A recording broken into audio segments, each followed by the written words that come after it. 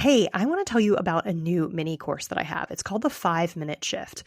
One of the most frequent questions that I get from people on social media and clients is, how do I stop feeling anxious? How do I stop feeling upset? How do I stop feeling angry at my spouse? How do I stop feeling a certain way and get to something that feels better? This mini course is to answer that question. It's a 30-minute video. You get a cheat sheet and the slides, plus a Q&A and a why this works video. But really all you need is the 30-minute video, the how-to.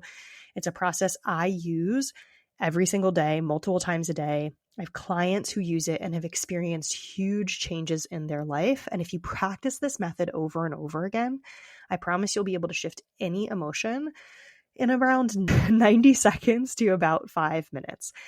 So if you're somebody who feels like you get stuck in emotions, you stew in emotions, you spiral in them, and you really wish that you could get out of them and it didn't involve scrolling or eating or shopping or any of that, this is for you. It's $29. There's a link in the show notes, and I hope you enjoy it. Welcome back to Calmer Conversations, the podcast where you learn how to help your brain become a calmer place to be so that it's easier to feel exactly how you want to feel in your daily life. Whether that's feeling calm and confident, content, or even joyful, or just like you've done enough of the right things at the end of the day, or all of the above.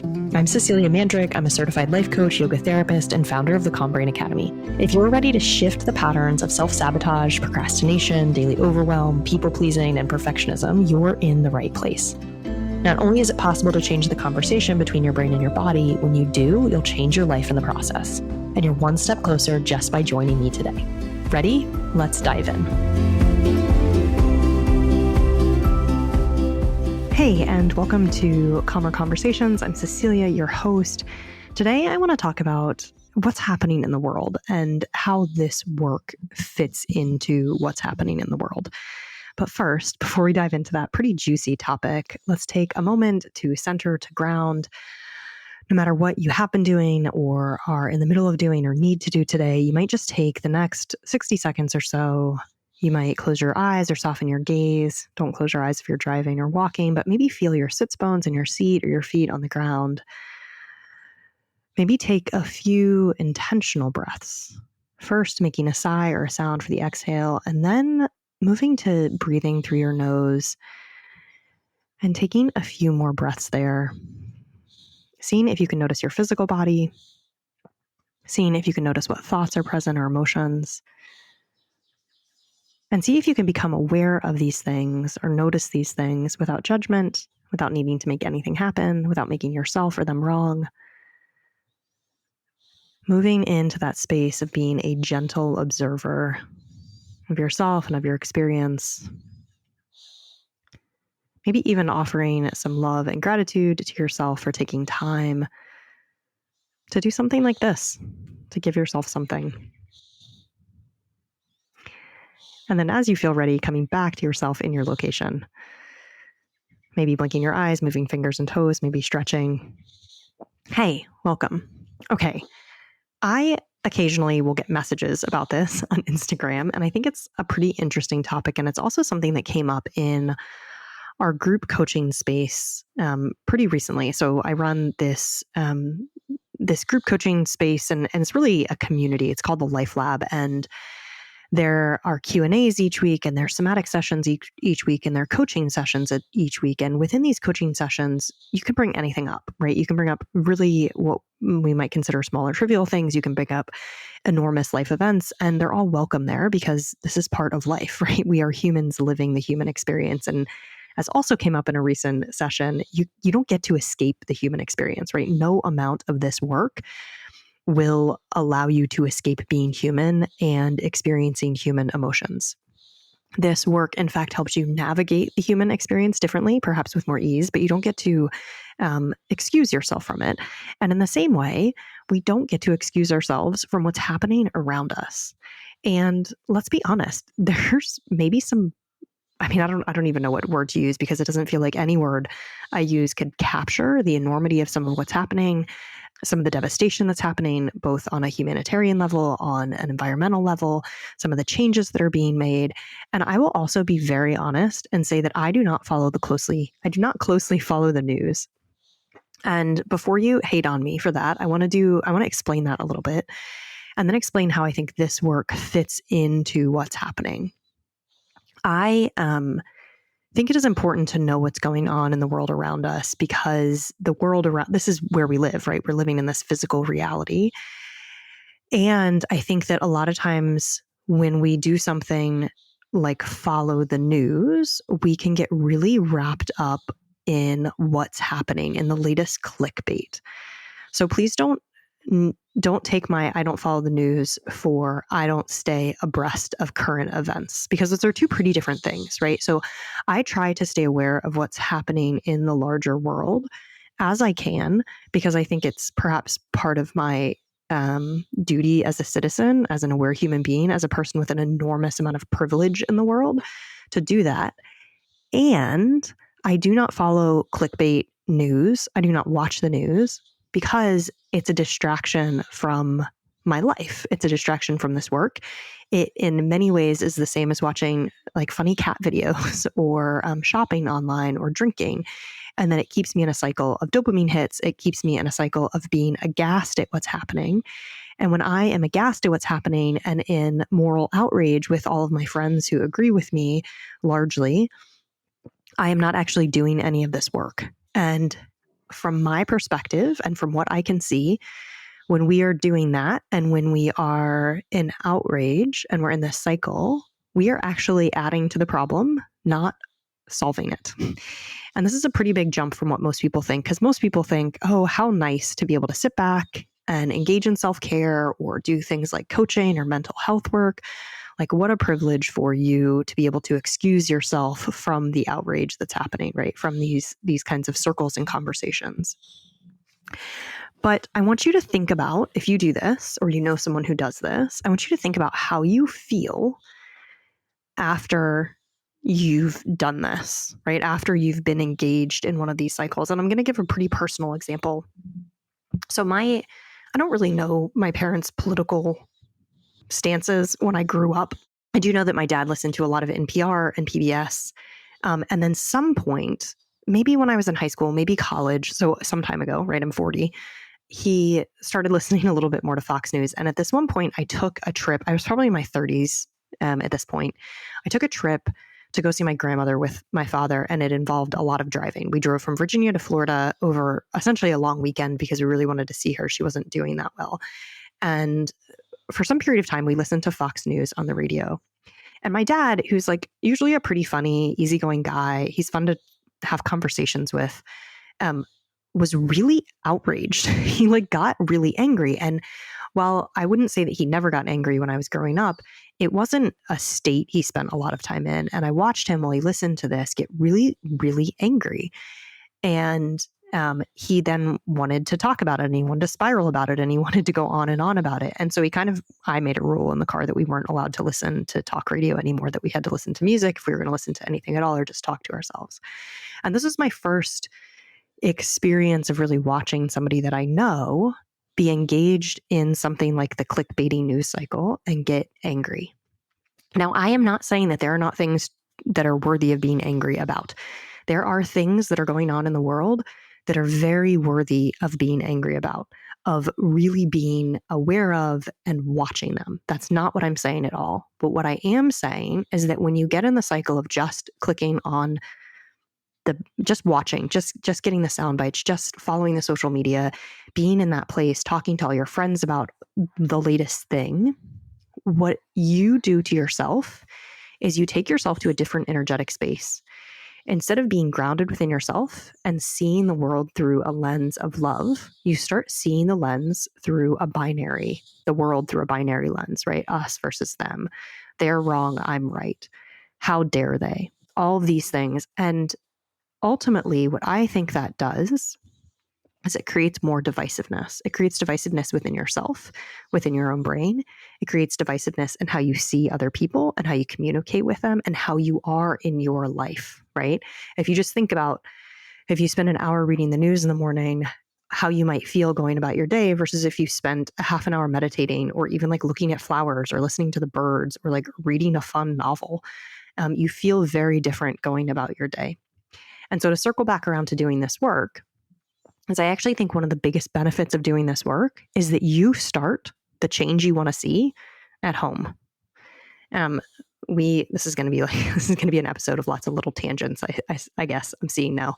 One of my kids' favorite kid bands, and I will say we don't listen to a lot of kids' music, are the Okie Dokie Brothers. And if you've never heard of the Okie Dokie Brothers, even if you do not have kids, please go listen to them. They're so good, and it's almost not fair how their songs can be philosophical and meaningful and also fun at the same time and inspirational. And they have this one song, and one of the lines is, if you want change, you got to change, right? And it goes on and on, like it sings back and forth. If you want a song, you got to sing. If you want change, you got to change. If you want love, you have to love. But if you want change, you have to change. If you want to see change in the world, if you want a different political environment, if you want different norms within your own community, you have to be the one to do the change. It is so easy to sit, particularly if you have any amount of privilege, and I'm raising my hand. It is so easy to sit and look out and say, they have to do the work. They need to change. This is a problem to fix out there, or I need to fix something for everybody else. And when I fix everything outside of myself, then the world will be good, peaceful, just, fair, whatever word you're looking for.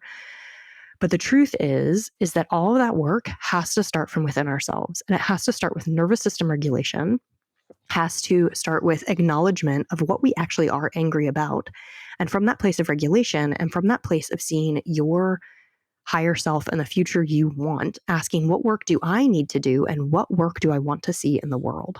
And when you start from this place, so when you really do this work, not on an intellectual or a kind of, I'm losing the word right now, but like not in an intellectual space in your brain, right? Not in a kind of on paper, but really doing the work, finding out where you are judgmental within yourself, finding out where you still hate yourself, working with that first, finding the capacity to love and accept yourself on a moment-to-moment basis and process your own emotions, extend that out into the world, then you are able to bring about change, right? As the Okie Dokie Brothers say, if you want change, you have to change, right? You have to change yourself, and then you can change something else. You have to change how you see the world and how you're operating.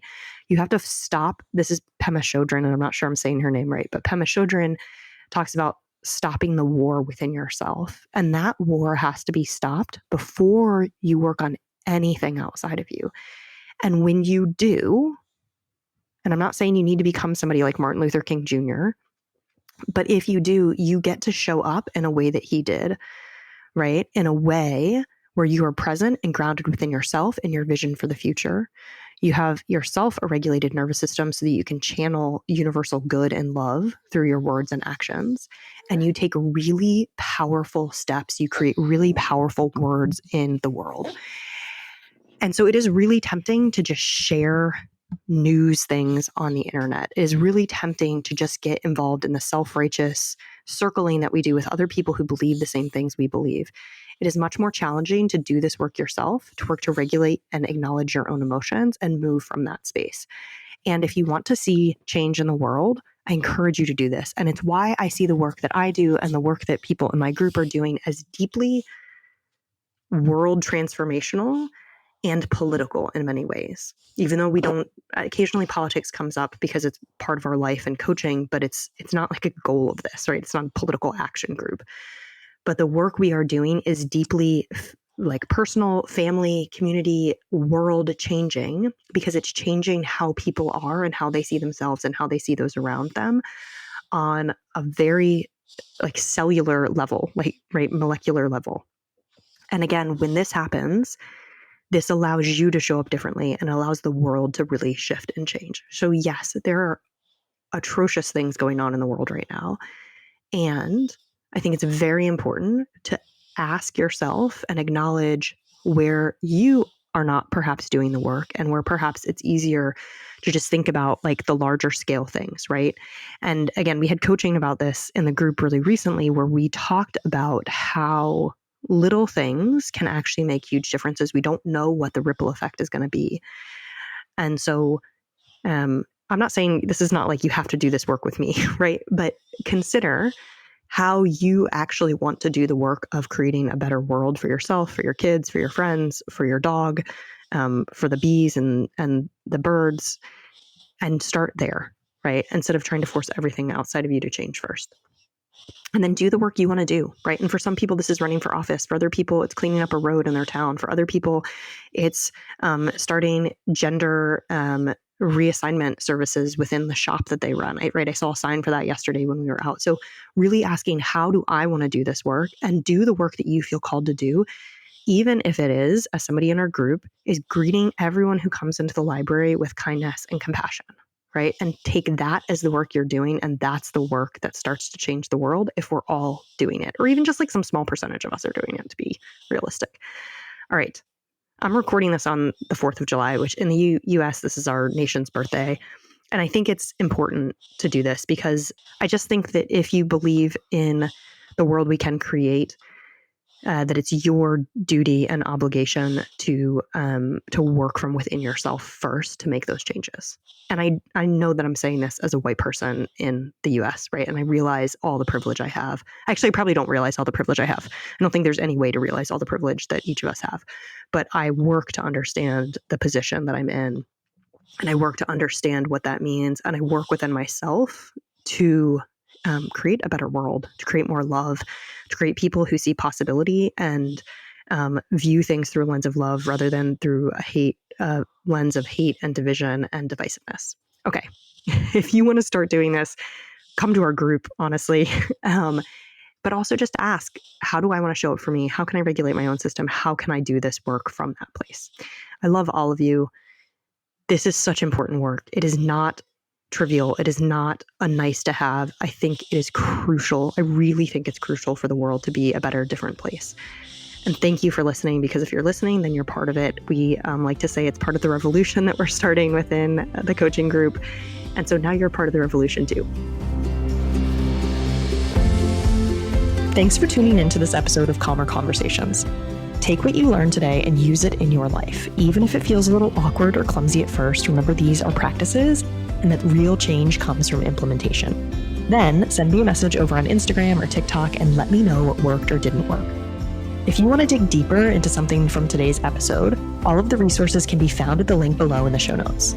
If you liked this episode, there's a great chance that you'll love working with me. Join my monthly coaching community by visiting me on Instagram or my website, www.ceciliabmandrick.com. Don't forget to subscribe to the show wherever you listen to podcasts, and I'll see you back here next Thursday.